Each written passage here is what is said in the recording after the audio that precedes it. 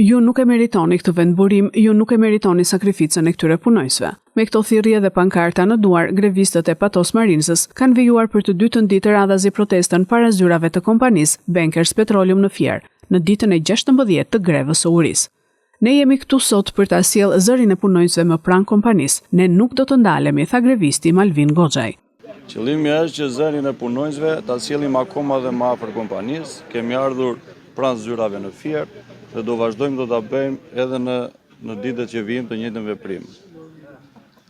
Pra që kompania ta marrë më seriozisht grevën tonë dhe të arrijmë në përmbushjen e kërkesave tona. Ndërkohë nuk keni patur asnjë kontakt me përfaqësues të kompanisë që nga takimi i fundit?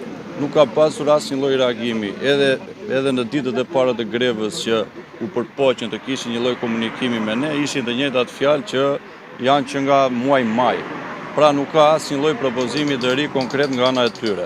Pjesë e grevës së urisë prej 16 ditësh, Dorian Dylmishi ka pohuar se rezistenca do të vijojë pasi tashmë është vetëm në dorën tonë. Numri po reduktohet, thot Dylmishi, por ne jemi fitimtar pasi u bëm të gjithë bashkë dhe ngritëm zërin.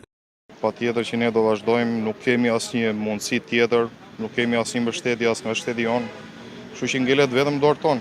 Do rezistojmë, nuk kemi çfarë bëjmë. Po të kishim ndonjë mbështetje, ndoshta do kishim marrë ndonjë zgjidhje, por ju e shikoni vetë sa ditë po zgjat. Problemet shëndetësore po shtohen. Çfarë të bëjmë tjetër? Në momentin që u bët pjesë e grevës, e mendonit se do të zgjaste kaq shumë, do të kishte një mospërfillje? Nuk e menduam në këtë mënyrë. Përderisa na thoshin gjithmonë jemi një familje, të gjithë duhet të trajtuar njësoj. Duhet të kishim një mbështetje, një zgjidhje. Po ja që dolëm që ne jemi tuaj edhe në vendin tonë, edhe nga shteti dhe nga kompania. Ndërkohë kreu i sindikatës Dritan Shahu ka theksuar se heshtja dhe mosreagimi i kompanisë është papërgjegjshmëri. Duket qartë që ka një papërgjegjshmëri nga kompania edhe nga institucionet. Papërgjegjshmëria e kompanisë tregon se ata nuk e meritojnë këtë vendburim. Ata ka marrë vendburimin për ta zhvilluar, por në fakt po e shfrytëzojnë vendburimin. Bashkë me vendburimin po shfrytëzojnë edhe punonësit që i kanë në shesh. Papërgjegjshmëria e tyre arrin sa kemi 16 ditë që ne jemi në grevë. 16 ditë që disa punonjës janë në grevë urie dhe pjesa tjetër kanë pezulluar punën dhe nuk ka asnjë lloj reagimi për të qetësuar dhe të zgjidhur situatën. Ata vazhdojnë të shfrytëzojnë vendburimin, madje çdo vit kanë ulur numrin e fuqisë punëtore, çdo vit shfrytëzohet dhe amortizohet dhe shfrytëzohet ajo që është trashëguar ndër vite.